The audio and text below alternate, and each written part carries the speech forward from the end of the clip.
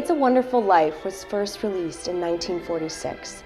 Jimmy Stewart didn't initially know the success and joy that this film would bring to so many families year after year, especially at Christmas time. Yay! Hello, Bedford Falls! Merry Christmas!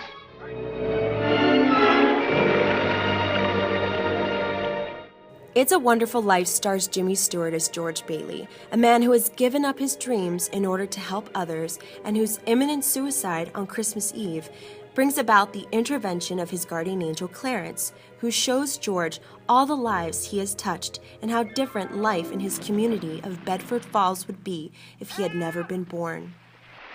Help! Help! Help!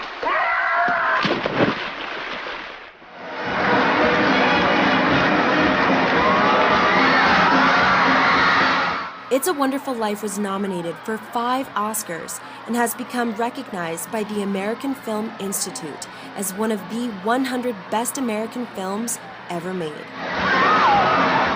I had the great opportunity of interviewing Judy Stewart, daughter of Jimmy Stewart, and famed comedian Rich Little. What has this movie meant to you, and also to you, Rich and Judy, throughout your whole life? And do you just feel the presence of your dad when you watch it?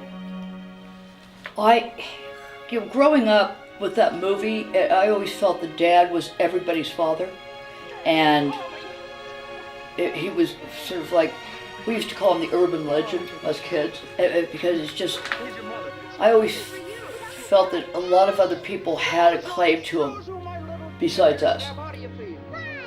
Not a smidge of temper. Not a smidge of... Hallelujah! Hello. I've seen Dad there when my brother was killed in Vietnam. When Dad heard, and he looked exactly like he did when it dawned on him what was happening in the bar. And so I've seen it. It was him. It was him during certain times. It affected me greatly. I'm not a praying man, but if you're up there and you can hear me,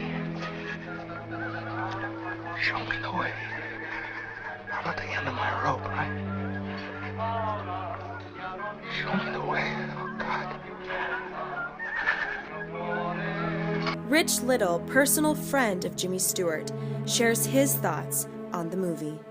It's just a heart-wrenching story, and it's got drama in it, it's got comedy in it, and a tremendous performance by Jimmy, who right after the war was a little bit sort of wondering whether he'd continue acting or not. You're lending them the money to build, and then they're going to pay it back to you as best they can. Now, what are you going to do, foreclose?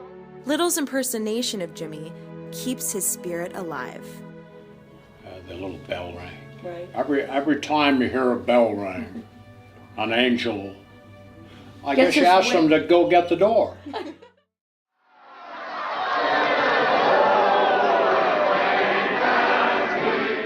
You know, whatever they're going through, it sort of like doesn't feel as bad.